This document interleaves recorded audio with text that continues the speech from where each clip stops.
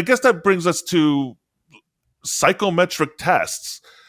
Are they useful? Do you find that they are actually useful in maybe helping people uncover what's really motivating them underneath, and breaking through maybe the narrative they've built for themselves about who they are, and the stories that they share with other people about what they like and don't like that might not be actually accurate? Well, the validating and standardized tools, they are accurate, because that's exactly why we call them accurate and validated, because they have developed ways into, asking the same question in different ways, or like repeating themselves, or reversing the answers. Therefore, at one point, they're going to get a result that's probably accurate about the behavior. But again, there's always at least a 10% of the population where you're going to run the test and you're not going to get accurate results, but not because of the test, but because they have zero idea what's real for them. In every company I run a psychometric test, there has always been, out of 100 people, around 10 people that after meeting them afterwards, what they said that is true about them was absolutely not true.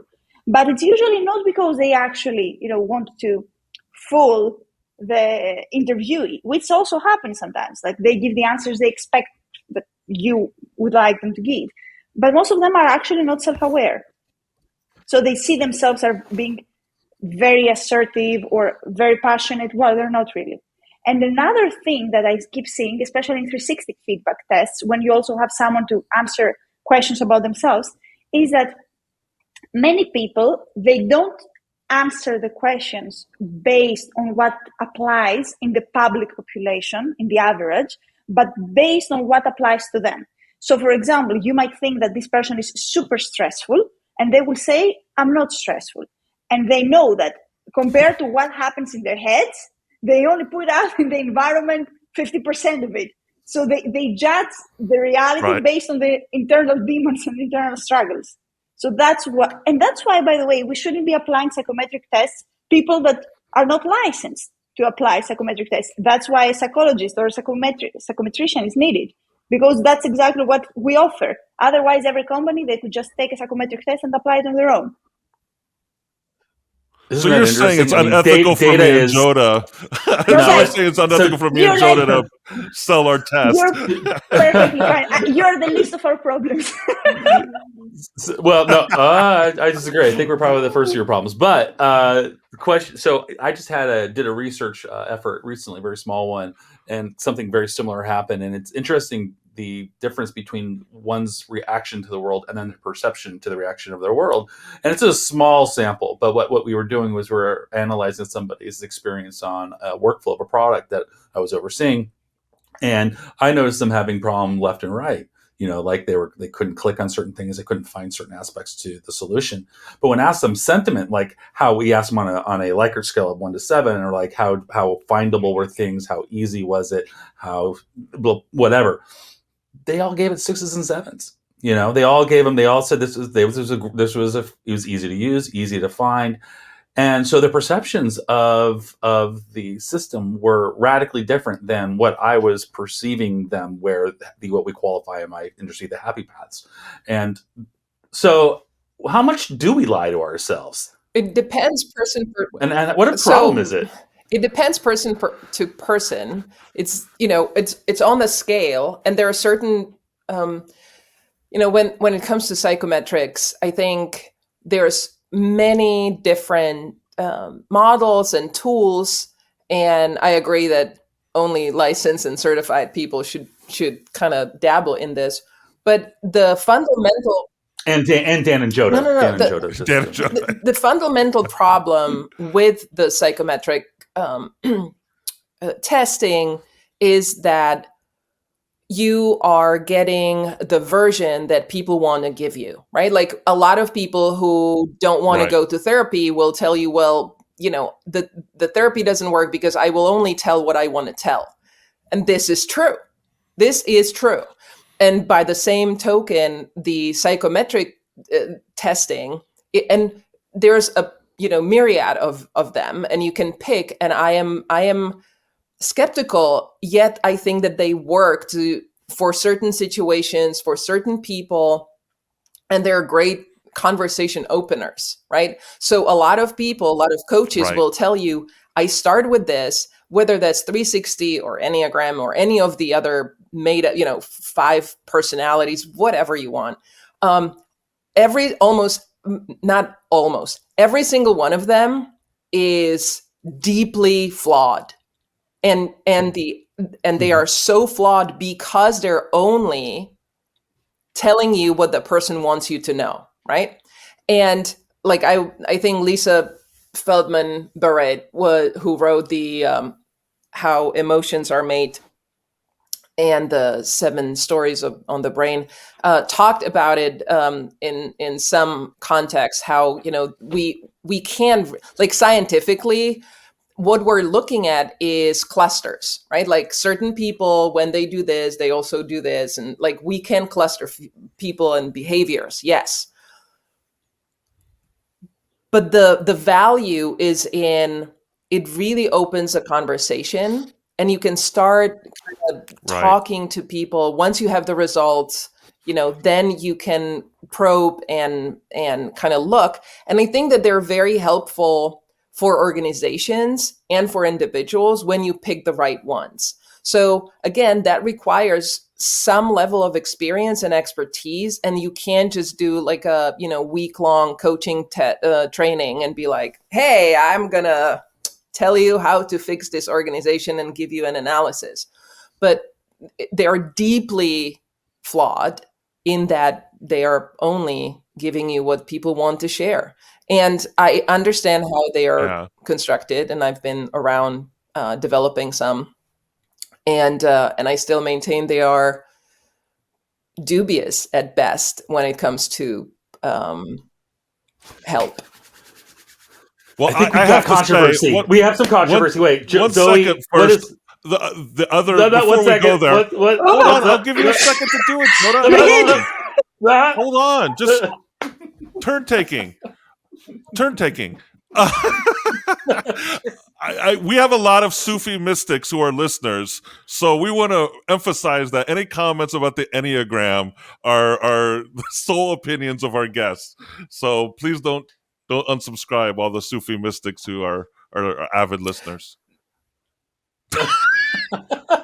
I'm glad you said that. That was a good thing. All right, so I just wanted, Zoe, does that gel with what Hana said? Does that sort of around the space? Well, for starters, I don't know what dubious means. Excuse me, I don't live in the States.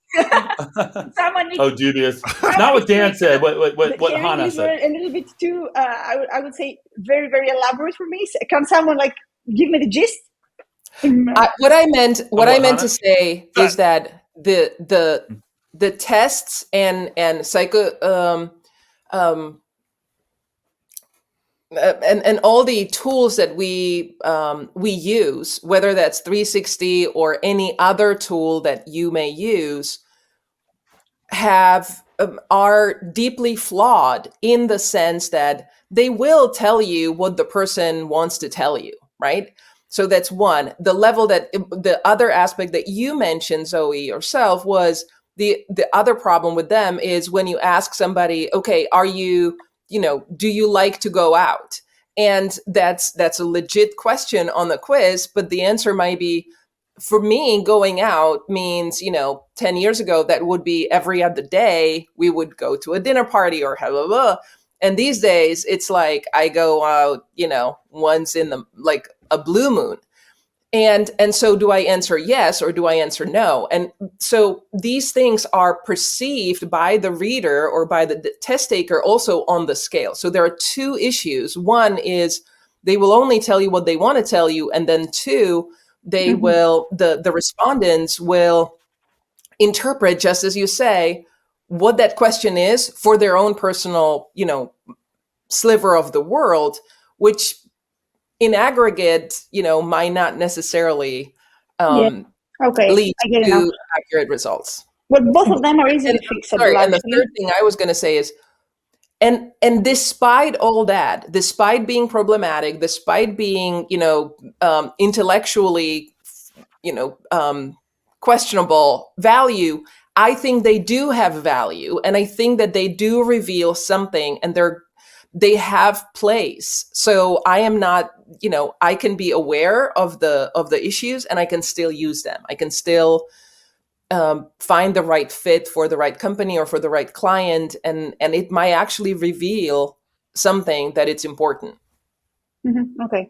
So for starters, in my opinion, it's highly unethical to use psychometric tests in order either to define, let's say, somebody's future, even if that means joining a company or giving a promotion or designing the trainings or whatever. Psychometric tools are supposed to be read as tendencies inside an organization. So if you run a good psychometric organizational survey, then you get a lot of information very fast about where you should focus your interest when you're running some interventions in this organization. So that should be their value. And that's how I use them.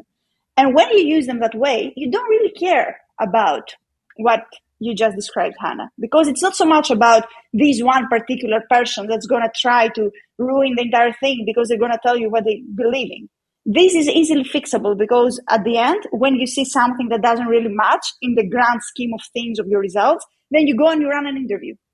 And then you understand what happened there.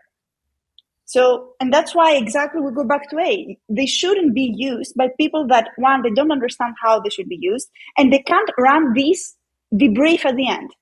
This backup questioning that's going to reveal whether this person answered based on their perception, how does this fit in here?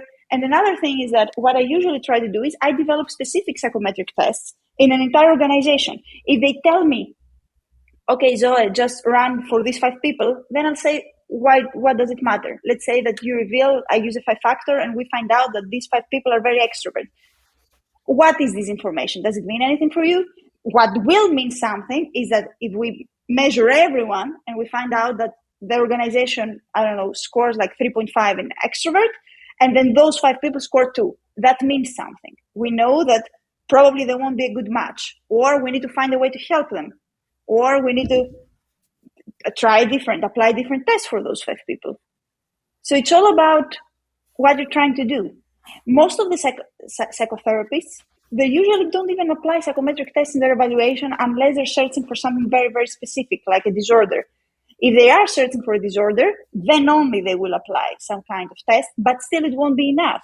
If you try to decide if someone has, something, autism or ADHD, it's not just enough to run a test on them. You run various tests, and then you spend a lot of time with them, and then you spend a lot of time with their environment, and then you give a diagnosis. It shouldn't be considered a panacea, or an instant solution for every problem you have. It's just there to give you guidance in order to understand faster where you should focus and where to start from.